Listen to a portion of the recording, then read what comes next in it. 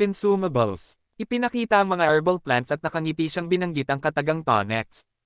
Nagtataka naman, tinanong ni Garden kung sigurado ba talaga siya na okay lang siya. Napalingon si Rockell kay Garden at muling nag-utos. Nauutal-yutal na sumagot si Garden na handa siyang sumunod. Tinanong ni Rockell si Garden kung meron daw ba silang imbakan ng mga sangkap. Habang ipinakita ang isang herbal plant.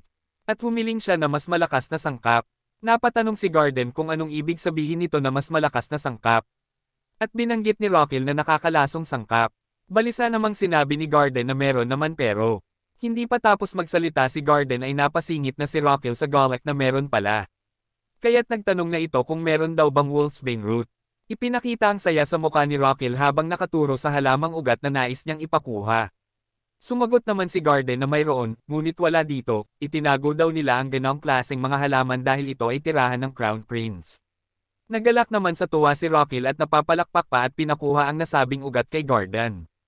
Nag-aalalang tinanong ni Garden si Rockell kung saan niya gagamitin ang mga iyon. Ngumisi si Rockell sabay sagot na kakainin niya ang mga ito habang dinidilaan ang kanyang sariling labi na tipong natatakam na sa nasabing nakakalaso na ugat. Napahawak naman sa mga pisngi si Garden sa gulat dahil sa kanyang narinig. At lalo pang nangasar itong si Rockell at itinuro ang kanyang bibig sabay sabi na, "Ako." Malakas ang ulan sa labas ng palasyo. Muling lumuho at lumuluhang nagmamako si Garden kay Rockell na huwag gawin ang mga ganong bagay. Bakit daw niya nagawa na magtulungan para lasunin siya para mamatay sa pagkain? Makikita ang nag-crack na simento sa ibaba ng tuhod ni Garden na napatigil sa pag-iyak habang kinakalma ito ni Rockell at sinabing hindi ito ang kanyang gagawin. Ipinaliwanag ni Rockell na parte ito ng kanyang pagpapagaling. Sisigat pa sana si Garden ngunit pinatigil ito at sinabihan na meron lamang siyang 5 minuto para bigay sa kanya ang kanyang hinihiling. Pinakita na nag-aalala pa rin si Garden para sa kanyang alaga. Sinabihan ni Rockell si Garden na kung hindi niya makuha ang pinapakuha niya ng lagpas ng sinabing minuto ay kikitilin nito mismo ang kanyang buhay. Di nawala ang pag-aalala sa mukha ni Garden. Napabuntong hininga na lamang si Rockell dahil dito. Naisip niya na ipaliwanag kay Garden ang kanyang gagawin. Tinanong niya si Garden kung alam ba niya na sobrang nakakalaso ng wolfsbane root. At sumagot naman ng, oo, si Garden, kaya daw ito ang madalas na gamitin sa panglalasan. Ipinaliwanag na may dalawang klase ng wolfsbane root. Ang isa dito ang gustong kainin ni Rockell, ito ay mas maliit at tinatawag itong daughter root. Ang toxic substance ng wolfsbane, na nakakapagpatigil ng puso. Laking gulat si Garden sa kanyang narinig. Nakangiti namang sinabi ni Rockell na tama ang kanyang narinig, ngunit buong kumpiyansa niyang sinabi na alam niya kung paano mapapawala ang lason. Sa madaling salita, kaya kung gawing gamot ang isang nakakalason na halaman. Nag-aalang inulit ni Garden ang sinabi ni Rockell na patanong. Sumagot naman si Rockell. Sa ibang bansa, tinatawag itong detoxification. Muling inulit ni Garden ang sinabi ni Rockell na patanong. Sumagot naman si Rockell na. Kapag natanggal ang nakakalaso na sangkap ng daughter root, ito ay magiging mabisang panggamot. Tinanong ni Rockell si Garden kung kumbinsido na daw ba siya. At matapat na sinagot ni Garden na, di gaano. Nanlumo ang mukha ni Rockell at di makapaniwalang di pa rin kumbinsido si Garden sa kabila ng kanyang mahabang paliwanag. Binanggit ni Garden na ngayon pa lang siya nakarinig ng ganon. Di niya alam kung saan galing ang ganong impormasyon at kung magtiwala ba siya. Pero, habang hawak ng isang kamay ang dibdib at nakayukong binanggit na, kung makakatulong ito para sa iyong karamdaman, kukunin ko ang wolfsbane na iyong pinag-uutos. Di na nakapagsalita si Rockell sa kanyang narinig. Habang papalaho sa kwarto ng Crown Prince, labis na nag-aalala si Garden na lalong nanghihina ang katawan ng kanilang Crown Prince kada lumilipas ang bawat araw. Nawala na sila ng pag-asa dahil walang gamot ang nakakapagpagaling sa kanya. Detoxification, sa tingin niya, okay lang na sumubok. Pero, pag ang pagdi-detoxification process ay nagawa na, kailangan siya muna ang unang sumubok para makatiyak na ligtas ito para sa Crown Prince. Iniabot ni Garden ang wolfsbane root. At siya ay excited habang ito ay kanyang niluluto sa kaldero. Habang pinapakuluan sa tubig ang sangkap na pinakuha para panggamot, agad namang naamoy ito ni Garin at sinabihan niya si Rockell na talagang kakaiba ang amoy nito. Habang tinatakpan ng puting tela ang kaldero, muling tinanong ni Rockell si Garin kung hanggang ngayon ba ay hindi pa rin siya naniniwala. Sumagot naman si Garin na siguro dahil nakakalason ang ginamit niyang sangkap. Muling pumasok sa isip ni Garin ang salitang lason at muling nag-alala. Hawak ang sariling mukha habang mistulang paiyak ulit na nakiusap si Garin na huwag na niyang ituloy ang binabalak niya. Nagulat at napabalikwa si Rockil sa reaksyon ni Garin at naisipan niyang pagtripan ang kanyang doktor. Hinamon ni Rockil kay Garin na kung talagang nag-aalala siya, edi siya muna ang unang sumubok. May paggalak sa mukha habang sinasabing gustong-gusto niya talagang gawin iyon. Laking gulat ni Rockil sa narinig mula kay Garin. Naalala niya sa nobela, si Garin ay tapat at masigasig. Hindi agad siya na-assign na family doctor, ngunit nagsimula siya bilang assistant hanggang siya ay maging family doctor. Kahit ang mga kumpanyang doktor ay umalis at iniwan siya, natitirang matibay itong si Garin para kay Rockil, ganyang klaseng tao si Garin. Ngunit ayon sa nobela, sa huli, sinisi pa rin si Garin dahil sa pagkamatay ng Crown Prince. Siya ay binitay sa pamamagitan ng pagbibti. Habang nakatingin ito sa nakatalikod na si Garin, nabanggit na lamang ni Rockil sa kanyang isip ang kakaibang katapatan ng taong ito. Ang tapat na tulad niya ay karapat-dapat ng magandang buhay. Pinakita ang kaldero sa apoy at tuso na mukha ni Rockil na nakadila na tila may naiisip na namang kasutilan. At sa kabila ng kabutihan sa kanya ni Garin at hinding-hindi niya ito babaagyan ng nabis ang gamot na ito. Matapos ang sapat na kulo na kanyang gusto, pinigyan niya sa mangkok ang nakatikip na tela sa kandilo. Ephedra aconite asarum decoction. Natapos na, takam na si Rockil sa hawak niyang isang bowl na ginawa niyang mabisang panggamot. Sumingit naman si Garin na kung pwede na daw niyang inumin ito. Pinigilan naman ni Rockil at sinabing maghintay muna siya at huwag magmadali dahil kailangan munang lumamig ng gamot bago ito inumin.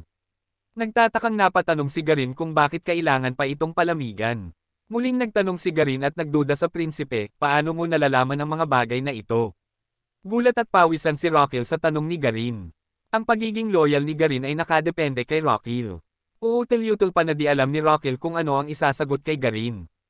Naiisip ni Rockil na malaking problema pag nalaman ni Garin na hindi talaga siya ang Rockil na kilala niya, kaya nakaisip ng kakaibang kwento si Rockil para makasagot sa tanong ni Garin. Kinwentuhan niya si Garin na may mage daw na dumadalaw sa kanyang panaginip gabi-gabi at sinasabihan daw siya na napakahina niya, na kahit tipong dahon ay di niya mabuhat. Sinabi din ng mage na siya ay nalulungkot pag nakikita siyang mahina at ibinagi sa kanya ang pinakatinatagong sikreto na kahit ang mga malalapit nitong kaibigan ay hindi alam. Patuloy ang kwento at tingin ni Rockil ay okay na. Binanggit naman ni Garin na naniniwala na siya kay Rockil, ngunit sa kanyang mukha ay hindi pa rin talaga. Nakayukong takip mukha si Garin na sinabihan itong si Rockil na hinala ang gamot. Nang makita ni Rockil na natakpan ng kamay ang mga mata ni Garin, hindi na siya nagsayang ng oras upang gawin ang kanyang pinaplano. Mabilis na hiniblot ni Rockil ang gamot sa bowl at biglaan ang kanyang pag-inom. Makikita ang gulat at nanlalaking mata ni Garin habang sinisimsimot na ni Rockil ang mangkok hanggang sa huling patak. Nagmaang-maangan sumagot si Rockil na, bakit? Pinunasan ni Rockil ang bibig niya gamit ang kanyang kamay at napadila pa sa bibig at sinabi na inubos na niya, habang itong si Garin ay gulat na gulat pa rin. Nang bigla, mukhang may malaking parating. Lumabas sa notification window na nainom daw niya ng tama ang Ephedra aconite asarum decoction. Lumabas din sa notification window na natanggal daw ng daughter root ang panlalamig at mga sakit at pinalakas ang metabolismo. Ipinakita din sa window na ang Azrahan Core Energy ay nagising na. Nagtataka si Rockil kung ano ang Azrahan Core Energy. Ang Azrahan Core Energy ay isang teknik na inimbento ng legendary Grandmaster Knight, kilala bilang Javier Azrahan at ang noble na kanyang pinaglilingkuran, Lloyd Frontera. Ang kakayahan ay ipinasa sa kaapo-apuhan ng Megentano Imperial Family. Ito ang kakayahan na nagsisimbolo sa Imperial Family. At dahil ang may-ari ng katawan ay ang Crown Prince, dapat natutunan na niya ito noong bata pa lamang. Ipinakita sa notification window na ang Azrahan Core Energy skill ay na-unlock na at ipinakita din ang stage nito na Single Circle Level 1. Ito ang nagpoproseso at nagpapalaki ng mana na kinukuha na umiikot sa puso, ang Circle Mana. Ipinakita sa notification window na ang kanyang mana ay nadagdagan ng 120%. Ang kailangang HP para sa susunod na pagdagdag ng level ay 1,000, kasalukuyang HP ay 100. Biglang may lumabas na mana na umiikot sa kanyang puso. Sa pakiramdam ni Rockil ay parang may mabilis na umiikot sa kanyang puso. Ramdam din niya ang lakas na kumakalat sa buong katawan sa tuwing siya ay humihinga. Habang nakatayo, hawak ang bowl, ay napalibutan siya ng tila asul na enerhiya sa kanyang buong katawan at sinasabing ito pala ang mana. Sobrang saya niya sa kanyang nararanasan, hanggang sa mabitawan niya ang bowl at nabasag sa sahig. Bigla siyang napahawak sa kanyang puso, sobrang paninikip ng kanyang puso at tila ito ay sesubog. Nag-aalala namang nakita ni Garin si Rockil na nakaluhod, takot na takot ito at hindi alam kung ano ang kanyang gagawin. Biglang napadilat si Rockil nang may lumabas sa notification window at nagbigay ng babala. Ito ay kulay pula. Ang mana circle daw ay nagbibigay ng labis na paninikip sa kanyang puso. Panay ang labas sa notification window na katagang panganib at babala. Pinakita din na ang balanseng paglago ng mana circle at ang kanyang puso ay tumigil na. Pinakita pa rin sa babala na ang kanyang puso ay nagbabantang huminto. Nanginginig at nanghihina si Rockil habang sinusuri ang kanyang mga nabasa. Naiisip na huminto ang sabay na paglago, ibig sabihin na ang sukat ng puso at ang pumapalibot na mana ay hindi magkatugma. Ayon sa nobela, si Rockil ay talagang masakitin mula pagkabata. Kaya naman hindi man lang nasubukan ang pag-e-ensayo ng kanyang mana circle. Ang mana circle ay parang isang singsing. Ito ay di natugma sa kanyang puso, ito ay lubos na mas maliit at pinipiga na ang kanyang puso. Habang hawak ang kanyang dibdib, nakaisip siya ng isang paraan. Ikinalma niya ang kanyang sarili at i-relax ang paghinga. Naisip niya na dahil di niya pwedeng paliitin ang kanyang puso, habang nagko-concentrate, makikita na sa kanyang isip ang kanyang pagtakbo habang napapalibutan ng nag-uumapo na mana sa kanyang katawan. At sinabi niyang, papalakihin niya ang bilog na mana. Biglang pumintig at galit na gustong kumawala sa pagkakaipit ang kanyang puso, habang si Rockil naman ay mahinahon na naghahanda. Bigla siyang tumakbo ng mabilis. Hinablat at hinayla ang mana na pumapalibot sa kanyang puso at pinabilis ang ikot ng mana circle. At hinayaan itong umiikot ng walang kontrol. Pawisan at hirap na si Rockil na pakiramdam niya ay mawawala na siya ng malay. Ngunit ang ganyang hirap ay walang sinabi kumpara sa kabiguan nung siya ay nasa Korea pa. Usap-usapan na ang kanyang klinik ay siyang pinagmumula ng corona kaya't napilitan siya isara. Nawala lahat ng kanyang pasyente at nagsimula pa siyang mapanat dahil dito. Dahil pa dito ang renta, utang at interest ay tuloy-tuloy na tumataas at binente pa niya ang kanyang bahay at lumipat sa mas maliit para lang mabayaran ang mga ito. Napasisigaw siya sa galit nang maalala ang kanyang nabentang magarang bahay. Habang hinihila ang mana circle, buong loob niyang sinasabi na, huwag mong maliitin ang. Ipinakita ang biglang buwelo ng isang malakas na paghila gamit ang kamay at paa at ang pagbato ng mana circle para mapaluwag nito ang kanyang puso. Self-employed business owner in Korea. Pasigan niyang binanggit. Dahil dito ay umayon ang ikot ng mana sa kanyang puso. Pinakita na nawala ng balance ang kanyang kaliwang paa at tuluyang siyang natamba. Agad namang umalalay si Garin at maluha-luha na puno ng pag-aalala. Habang hingal na hingal pa si Rockil, biglang labas ulit ng notification window. Ito ay kulay asul na ulit at bumalik na sa normal. Nagpapasalamat ang notification window dahil sa positibong pagpapalakas. Ang hari ng internal organ, ang puso, ay ganap ng gising. Sa kabilang banda, sa loob ng kanyang katawan, ang pagdating ng hari ay ipinahayag. Ang mga tagapagsilbi ay dinala ang karwahe ng hari sa entablado, at bumukas ang pinto. Lumabas ang hari ng lahat, ang puso. Mula sa pagkapayat, ang kanyang puso ay nagbago at naging matipuno habang tinutukan ng spotlight. Sinalubong naman siya ng bituka ng nakasaludo at masaya dahil nakita niyang bumalik ito at lumakas. Nagtatawa na naman ang kanyang dalawang baga at sinasabing ang isang mahinang nilalang ay nagpakita sa mahinang lugar. Sabay bawi naman ng puso at sinabihan silang mga bata na weaklings. Si Rockil naman ay napapiga ng kanyang kamao at nagsosorry sa kanyang body system dahil sa pagiging mahina niya. At may nag-notify na naman sa kanyang window at tinignan niya ito. Sinasabing ang growth balance ng puso at ng mana circle ay bumalik na sa normal. Sa unang pagkakataon ay magkakaroon siya ng mana circle slot. Sa kasalukuyan, ang slot isa niya ay 0 sa 10 na litro. Inakala niya na ito daw ay slot na parang sa games na pang-items. Bigla namang na-distract si Rockil sa tawag ni Garden at mabilis siyang nakatao, nakangiti at tinanong kung mayroon bang problema. Buong akala ni Garden ay nanghina ang katawan ni Rockil, ngunit mukhang lalo pa siyang lumakas. Sinabi ni Garden na halos mamatay na ang itsura niya kanina, kung ito daw ba ang side effect ng gamot. Kumamo sa ulo at nakangiti na tila walang nangyari, sinabing nabulunan lamang siya dito. Sabay hawak sa leeg at sinabing dito daw nagbara ang gamot. Natakot naman si Garden sa ikinilos ni Rockil at sinabi na huwag na niyang uulitin. Lubhang mapanganib ang kanyang ginawa. Dapat ako ang naunang uminom ng gamot. Sumagot naman si Rockil kung gusto ba talaga niyang inuman ang lason. Sa susunod daw ay sisiguraduhin na niya na makakainom siya. Gulat namang sumagot si Garden na hindi naman iyon ang kanyang ibig sabihin. Nagpa siya na lang na magpahinga ni Rockil at inutusan niyang linisin ang nabasag na bowl sabay kumpas ng kamay. At muling humarap kay Garden at nagpasalamat na may halong ngiti. Gulat at di mapaliwanag ni Garden ang nangyayari, at nabanggit na lamang ni Rockil na, hayaan mo na kung di mo narinig. Inaasahan ni Garden na masyado siyang naapektuhan ng lason at parang napalala pa ng lason ang sakit niya. Bumalik na lamang si Rockil sa kwarto at hinawakan ang kanyang dibdib, at sinasabing sigurado siya na may nakuha siyang kamangha-manghang kakayahan. Ang mana slot. Ito ang kakayahan na mag-imbak ng mga materyales na hinaluan ng mana. Kada slot ay kayang mag-imbak ng 10 litro. Kailangang may pasok sa katawan para maimbak iyon. Ibig sabihin, kailangan niya itong kainin. Bumangon siya at naghanap ng makakain para masubukan ang kanyang bagong kakayahan. At nakita ang eleganteng pitchel ng tubig sa maliit na mesa. Nasabi niya na sakto ang tubig sa ganitong pag-eeksperimento, pagtansya niya na nasa 2 litro ang laman. Median Little Dose. Ito ang tawag sa pagsusuri kung gaano nakakalaso ng isang bagay. Nalaman niyang ito ay kayang makapatay ng 50%. Sa madaling salita, 50-50 chance ka dito. At kung mabuhay ka man, mahihirapan ka sa sakit o magiging isa kang lantang gulay. Para sa normal na tumitimbang ng 60 kilo, ang median lethal dose ay 5.4 litro na tubig. Pero sa kanyang timbang na mas magaan sa normal, meron lamang dapat 3.9 litro. Binuhat niya ang bote ng tubig at halos din niya kaya ang bigat at halos sampin niya ang kanyang katawan dahil sa sobrang hina nito. At sinimulan na niyang inumin.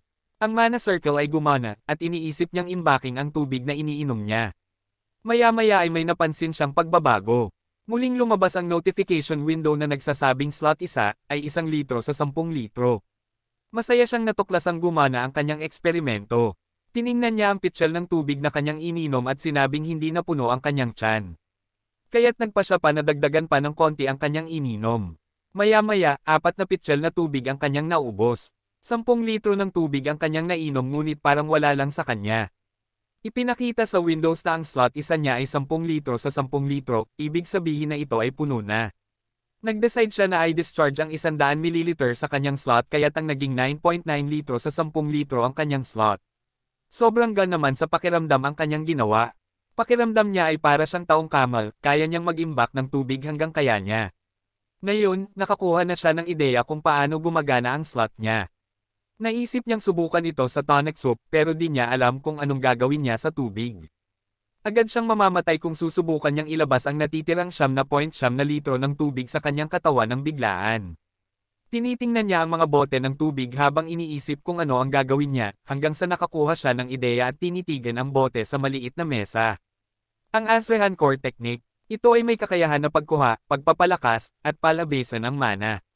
Palakasin at palabasin. Iniisip niyang pipalabasin niya ito sa labas ng katawan imbes na loob. Ang una ay palakasin ang mana, makikitang ang mana circle ay lumalakas at nagpupumilit kumawala. Pagtapos ay ilabas, makikita na ang mana ay nagpopormang bilog at lumalabas sa kanyang palad. Natuwa siya na ito ay gumana. Itinutok niya ito sa bote at dahan-dahan dapat isalin dito ang mga tubig. Ngunit di siya nagtagumpay dito. Makikita ang direktang pagtama ng mana sa bote at nabasag ito sa lakas ng pagkakatama. Gulat na gulat siya sa nangyari. Matapos kumalat ang basag na bote at mga tubig, napatanong na lang siya kung bakit ganun ang nangyari. Inaasahan niya na para lang siyang nagsasali ng tubig sa baso na mula sa tulo ng gripo. Nagtataka siya kung bakit nagmistulang water cannon ang nangyari. Maya-maya lang ay may mga yabag ng paa ang papalapit sa kanyang kwarto. Sumigaw ang isang gwardiya na may ingay daw na narinig sa loob ng kanyang kwarto. Mabilis na pinasok ang kanyang kwarto at makikita na sinisingit ni Garden ang sarili niya sa kwarto para makapasok. Nag-aalalang tinanong ang Crown Prince kung ayos lang ba ito. Sumingit naman ang isang gwardiya na kung may terorista bang umatake. At sino naman daw ang maglalakas loob na terorista ang aatake sa kanya. Sumagot naman siya na walang umatake. Tumawa naman siya habang nag-iisip na naman ng kwento kung ano ipapalusot niya. Kinamot niya ang kanyang batok na may halong pagkahiya at ipinakita kung paano ang nangyari. Ikinwento niya na medyo naasar siya at hinampos niya ang bote sa mesa at humingi ng pasensya dahil sa ingay na nagawa. Nagbulungan ng doktor at guard at nahalata ni Rockil ito nang nakatawa, nag-aalala kung naniniwala ba sila sa kanyang kwento. Aminado naman siya na pambata ang kanyang kwento, ngunit di nagtanong ang gwardiya ukol dito. Maliban ay inaalala kung siya daw ba ay nasaktan.